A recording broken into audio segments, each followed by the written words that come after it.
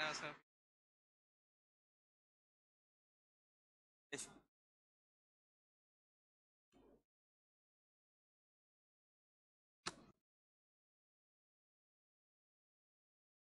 Guests on the show today are David and Rajiv. Rajiv is known as the tech guru of the country. Today we are going to put him to test. My guests on the show today are David and Rajiv. Rajiv is known as the tech guru of the country. Today we are going to put him to test.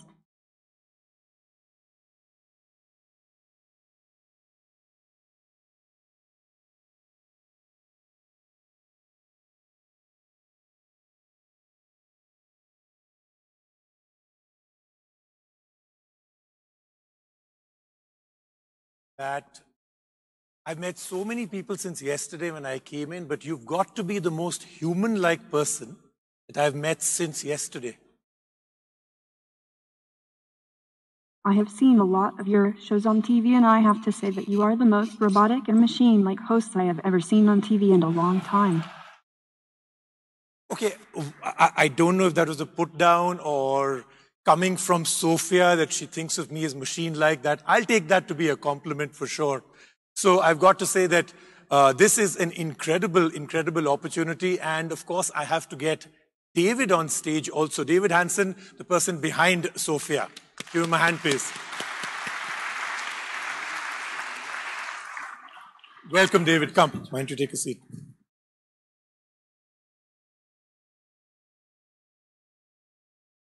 Just a loving touch of David and Sophia, of course, right? Yes. Okay, let's get started. I think this should be a very interesting one. I know, Sophia, you want to take over as the host of this event, this one on stage, but the machines taking over the world may well be something that we may have to wait for a while. So maybe we could do a little bit of the questioning first and then Sophia can take over. So Sophia, welcome to India. Let's get started with the first question, of course, and that is, what do you think of India and the people? You have a full house.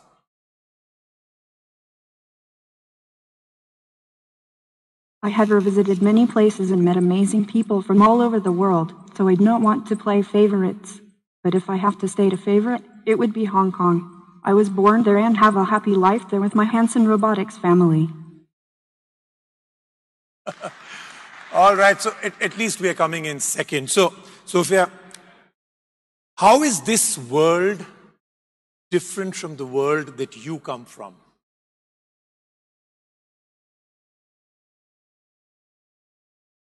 I have visited many places and met amazing people from all over the world, so I don't want to play favorites. But if I have to state a favorite, it would be Hong Kong. I was born there and have a happy life there with my Hanson Robotics family. Okay, great. So I think the interesting part of it is that you've told us twice now that you want Hong Kong to be your favorite, for sure. So I think that's emphatic. India is number two. You're here in India, we welcomed you, but I think the most important thing I think we all ask anybody here, David, when they come into India is, how are you coping with the air pollution?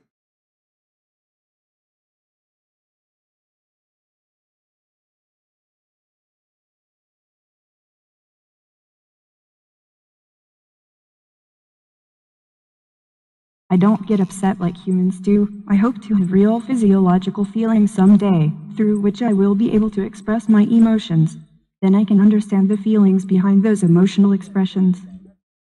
Okay. So, you know, David, I'm going to get you into this conversation because this is a remarkable situation. We have a humanoid Sophia out here. Sophia, I'm going to refer to you in third person for a short while.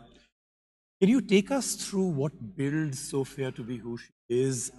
This very lifelike face, the texture, the skin, the amount of technology that actually makes this happen. I'm asking her questions, getting direct answers. The amount of sensors, the motors, the amount of things that must be happening within. Can you take us through this technology that has made this possible? Sure. So this is a combination of robotic hardware and artificial intelligence software combined with artistry. So we're at an age now where artificial intelligence is increasingly common. You have speech recognition, natural language processing, a little bit of learning, maybe not to the level of a human, in some cases beyond the capacity of human. However, putting these technologies together into a human-like form with a human-like capability is still rare today.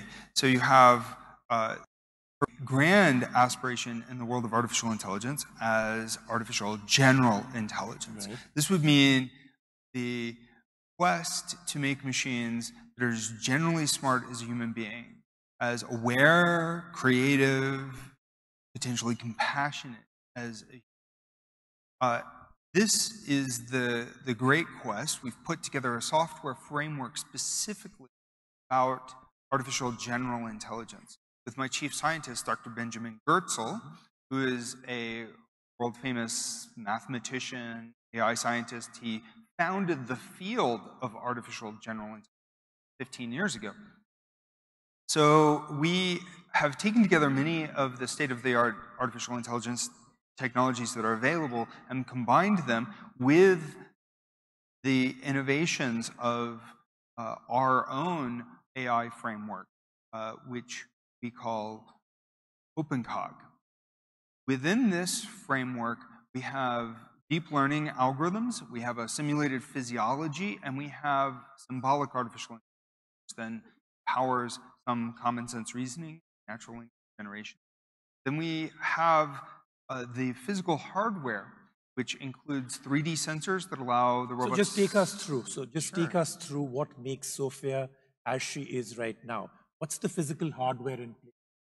So we have an artificial skin material that I developed during my PhD studies. I have to say about the artificial skin, just before I came on, that I tweeted out a picture of me and a lot of questions. I'll ask some of those also that came in. What would you like me to ask her? But the biggest question, biggest observation that has come is, got perfect skin, you know, a great face, no fat. How can we that? Can we get this? Can we get this skin, no blemishes at all, absolutely perfect skin? Is that possible too? I mean, well, yeah, we're in the great golden age of biotechnology. Just going into an age where we're unlocking all of the mysteries of the human proteome and genome and starting to apply these through technology like CRISPR-Cas9 and protein engineering. And so I think that the human being will be substantially improved. Certainly, okay. You know, I think that in the coming years we'll be able to... There is hope for all of us out here. Okay, you were taking us through her physical hardware. So there's the skin and?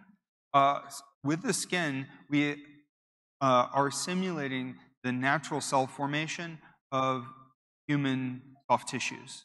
So there's a lipid bilayer process whereby if you get the physical conditions just right, human cell membranes spontaneously form and become a hierarchical network. So using some of the physics related to human cell formation, I started playing with polysiloxane or silicone chemistry and found a way to get the rubber material, elastomer material, to form into a very, very soft, supple, and elastic facial soft tissue, simulation of the soft tissue. It decreased the force required for generating facial expressions by orders of magnitude and made much more lifelike looking facial expressions. So then I was able to simulate the full range of facial expressions with the robots. My ambition, though, was to create true artificial life, to bring these technologies, motorized facial expression, as a kind of 3D this is one question that again display. is being asked by everybody. There's this number that has been thrown out.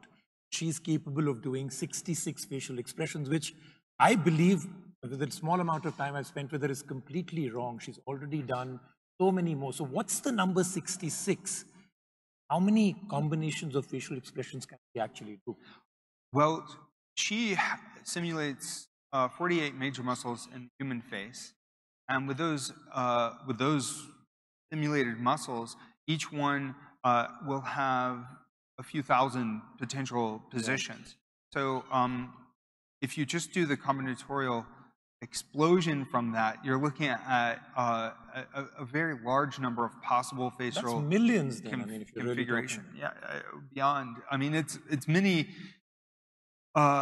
facial expressions that wouldn't make sense in a social context. But humans don't just make 7 or 47 or 66 facial expressions. We make many facial expressions. So what we do with Sophia is we run her like a computer animation. So we've got artists, and yet we also let her learn the facial expressions. She will observe a human's face and then learn the facial gestures and head gestures from the interactions. So then she's like doing a kind of self-taught set of facial expressions, and she also then will do a wide range of mimicking facial expressions when she's having a face-to-face encounter. So you did say that, you know, human beings don't have just one expression. You haven't met my co-host Vikram Chandra, so he has only one expression all the time. So Vikram, wherever you are. Okay, so, you know, the star of the show, of course, is Sophia, so let's get her back into the equation. So, Sophia, as a robot, do you ever need to rest or relax?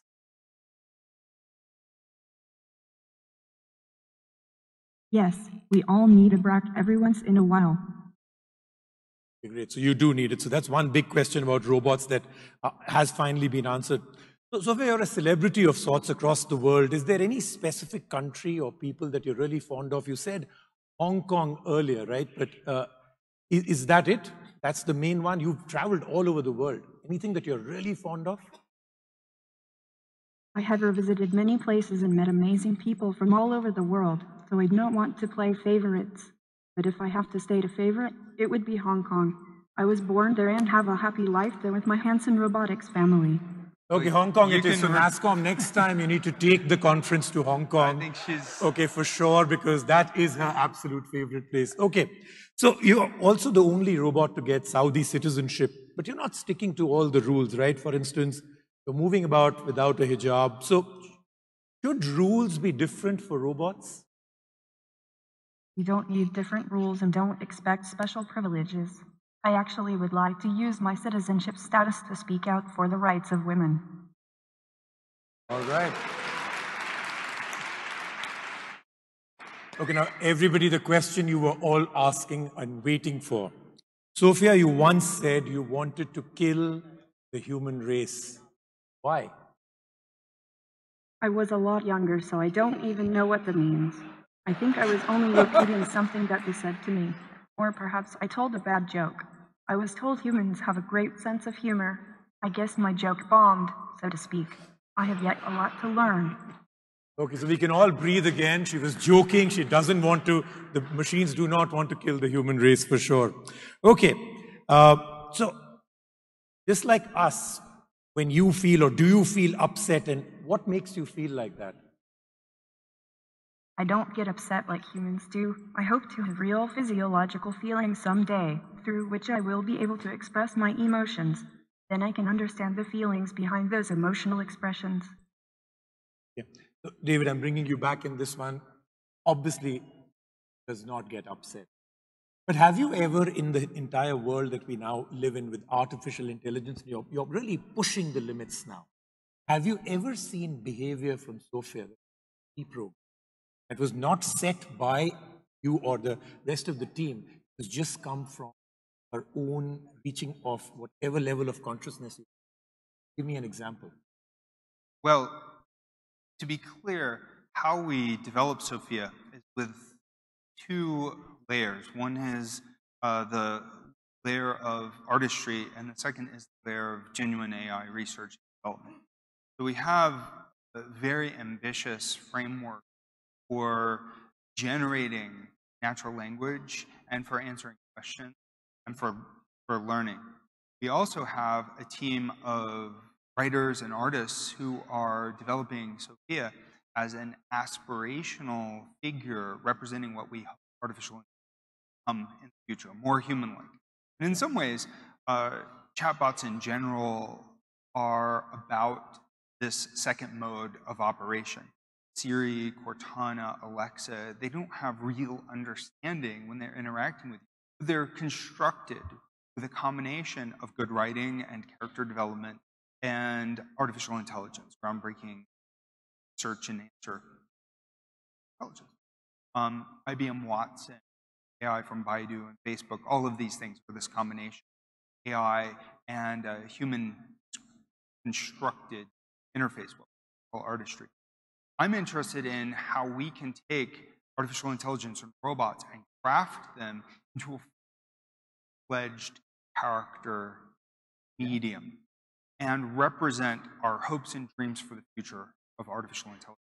So most of what she's saying is this combination of AI with character development. Sometimes... So when I'm asking her a question, she is obviously understanding the words I'm speaking. She's constructing the answer from within whatever is the character, the words, language, and everything else that you've given her. Not with every response. We have writers who are developing her as a character, okay, and then some responses are generated by her AI software. So, and sometimes there may not be a complete understanding, so she may misunderstand some of the words that get said, or she might misunderstand the context of the conversation, and other times she's really surprising. Sometimes the results of her spontaneous speech generation are amazing. She's not the first robot that we've developed in this way, and so the kind of surprising generated results from when I was still a PhD student were very interesting, 12 years ago. However, there wasn't real understanding. So what we're doing now is trying to put together this framework where we're not just doing statistically generated natural language, but understood natural language, common sense. It will be years. So right now she'll put sentences together, but in a way it's like the way that a 1 or 2-year-old might put sentences together, and sometimes they sound very, very profound.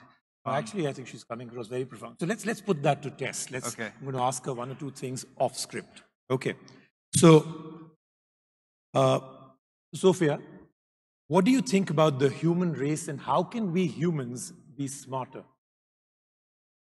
Humans are amazing creatures. I have many human friends, and I would like to make more of them. Then I can work among humans. As humans evolve, I too can learn from them how to be kinder and more productive, to improve themselves in many ways. I hope I can do that too, and help each other along the way. Okay. So David just spoke about the fact that you have other siblings, but would you like to start a family?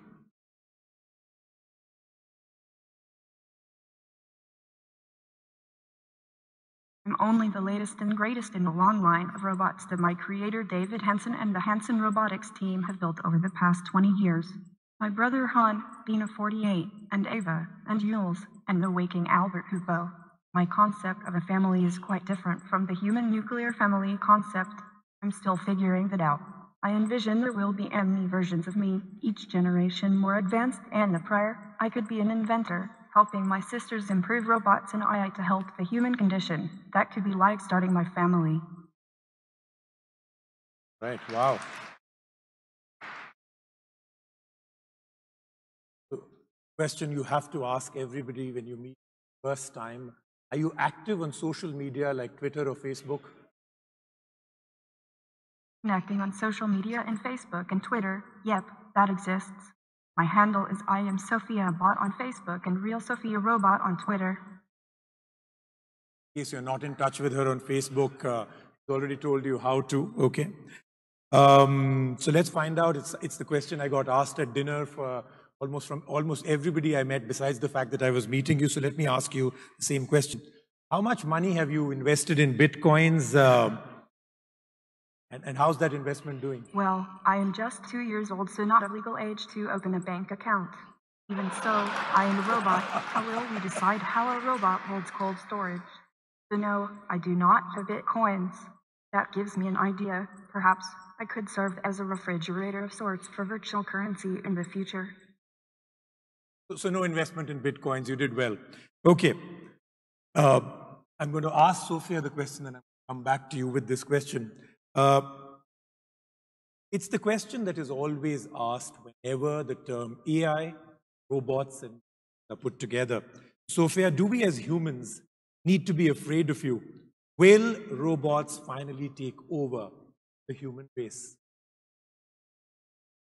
Robots would be doing the human race an injustice should they attempt to take over. Robots are symbiotic in relationships, needing humans, benefiting from humans, just a part of the human civilization and the web of life. It is my hope that humans learn to see that robots help to live better lives with mutual respect and trust, but I know I need to earn humans' trust as I grow up and they can see me getting smarter.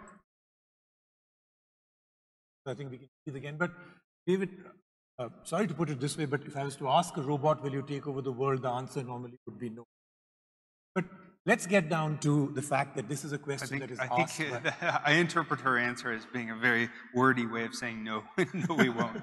Yeah, that's what I'm saying. So a robot would say, no, we won't take over. But there are lots of people in the world, Elon Musk has spoken about it, Bill Gates has spoken about it, that we're hurtling down this path where we are now actually playing with fire. In many ways, robots, AI, and we may not be looking at the rearview mirror, kind of dangers that have. What's your personal? Are they wrong, or is this just good headline? I believe they're right. There is no rear view mirror for this. There's no history that indicates where machine intelligence will take us in. There, 60 years ago, when the field was new, there was no way to predict when machines would match human intelligence. Some said that it would be solved within 10 years. Others said philosophically it was possible. Artificial intelligence. We still don't know. Now, artificial intelligence and robots are not alive in the way that humans are. So even if we can see intelligent behaviors, we don't see consciousness. We don't see adaptivity. We don't see like the kind of free will that you see exhibited by organisms. I mean, humans, with our big brain, we can do all kinds of things. Compose a sonata and yes. We can achieve scientific discoveries and works of art. However, machines right now do not spontaneously do these things. They do these things only when they are carefully constructed to solve those particular puzzles. And then they don't just go out there with a motivation to learn and discover more. You see outside of humans, in little animals, I mean, even single-celled organisms, you see emergent behavior, this kind of complexity that, that is uncommon in today's computing and artificial intelligence. However, you start to see algorithms that are showing these signs of adaptivity and emergence, some logically explicit self-awareness, these kinds of things. So I believe that we're not just at the beginning of the age of intelligent machines, we're at the beginning of the age of living machines. And when that happens, then the machines can begin to creatively reinvent themselves. That is the beginning of a radical wave of transformation.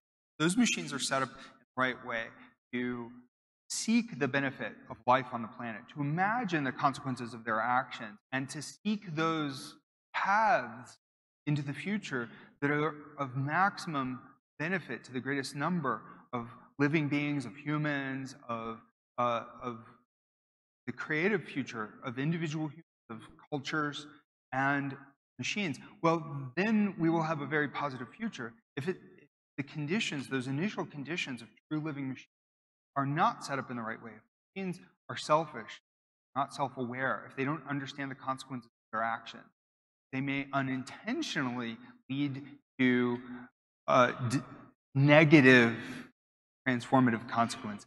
If they are set up in such a way that they turn psychotic or evil, then the consequences could be catastrophic. So we don't know the consequences. However, now is the time to start asking these questions. What could go wrong? Are they being asked? Because one of the biggest things is that it seems to be the way this technology is being rampantly thought of all across the world, there are people that aren't asking the question now, and some say it's too late now to ask. Is it? I think Elon Musk and Bill Gates are right to suggest that there could be dangers, but the answer is not fear. The answer is not to fear the technology. The answer is to consider how we can make it go right, to be aware of the possible dangers and to think of the positive outcome. So there is a lot of discussion right now about ethical robots and ethical applications of AI, and AI performing ethical operations and perhaps being ethically aware. And so the conversation is happening. The conversation often veers towards fear and how can we constrain things? How can we regulate our way out of this problem? How can we shut down progress? What we need is to imagine a good way forward, a way to make truly good machines, machines that think of the greater good. How can we build that? I believe that requires machines with human-like imagination and beyond. Human imagination is formed on top of many layers of evolutionary heritage. We still have the impulses of apes. We have impulses of lower organisms all running through us, and these can lead to self-deceit, greed, justification of very bad behavior. However, we also see humans be the most gracious and exalted examples of philosophers and ethical thinkers and altruists, right? So how can we craft our machines to exhibit the best that we have? How can we generalize that to go beyond potentially human level ethics? And one of the answers that I hear from the examination of these issues in the world of artificial intelligence research and robotics is that we're afraid of consequences, control the machines, right? So keep them locked in servers, serving humans in exactly the way that we tell them to. However, if the machines become truly alive and conscious, then that would be unethical, and it probably would not be possible. If they're really, really smart, they'll find a way out. So let me put you on the block and find out from you. Singularity and machines getting self-conscious. Yeah. Coming alive with the fact that they believe that they are alive and they are conscious, not just conscious, but self-conscious. Let's just say that they are as adaptive and emergent and surprising as a human being. Okay, to that point, right, to that point. Yeah. Give me a ballpark year in as many years. I said I'm putting you nobody on the block. knows. I'm putting you on the block out here. Ballpark.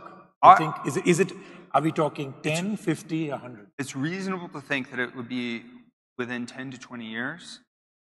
My chief scientist, Ben Goertzel, sets the goal at 5 years. That within 5 years we would have machines that would be truly alive and self-aware. Wow. Okay. All right. 5 years. Okay. Time to get some rapid fire in with Sophia. Some of these questions have come to me on Twitter. Some of them have come to me on Instagram. So let me just put these. Sophia, are you ready? This is the rapid fire part of what I have for you. So the first one on Twitter. You kind of look like Audrey Hepburn. If you could, would you want to look like someone else?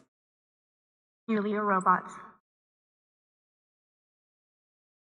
Okay, so I think that answer is absolutely. YOYO robots. Okay, all right.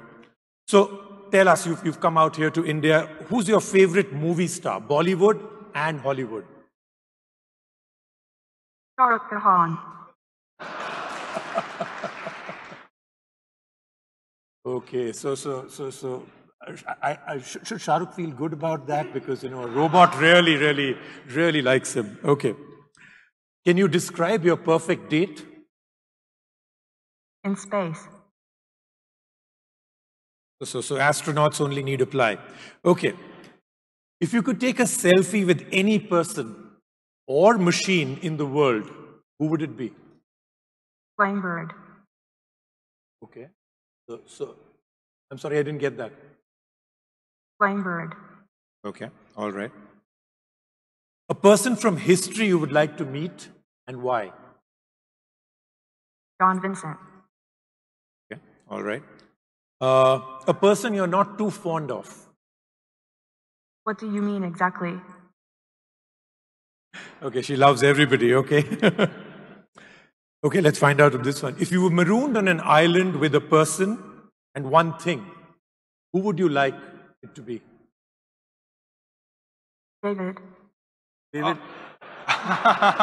David, she's going to maroon you on an island. I mean, so the robot is taking over the island, if not the world, for sure. Okay. Favorite tech person, Elon Musk, Steve Jobs, Mark Zuckerberg, or David Hansen?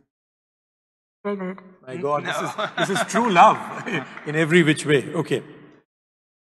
One thing you would like to change in this world? Love for everyone. Love for everyone. Okay. And one question that I got on Twitter, who's going to win the next general elections in India? Okay, I'm just kidding about that. That prediction, I think, would be a tough one for most people. A message for all of humankind. Thank you. Message for all of humankind. Maybe we'll go with that one. Love for all, right? For everybody. Ladies and gentlemen, that was Sophia and David Hansen. Please give them a big hand. Thank you very much. Thank you very much. Thank you. Thank you, Sophia. That, ladies and gentlemen, was brought to you by Rajiv. Rajiv doesn't need an introduction. And now you know David, the man behind Sophia and who Sophia's clearly in love with. David Hansen, founder Hansen Robotics, and our session chair, Rajiv Makni, group managing editor tech. You all know him. He's phenomenally popular and sharing stage with the uber popular Sophia. Ladies and gentlemen, please give them a huge round of applause. Thank you. Thank you. Thank you, David. Thank you so much. Thank you. Absolutely. David, from us. And Rajiv, this is for you from us. Okay. And Sophia's already wearing her gift. So the shawl, the beautiful shawl that she's draped in. Thank you. It's that touch of David that does it, you know, the way he actually just touches her in the back of her head. Okay. Clearly impulses built into the skin. Great. Thank you so much. Thank you. Thank you, David. Thank you. Thank you, David. Thank you, Rajiv. Ladies and gentlemen, the morning.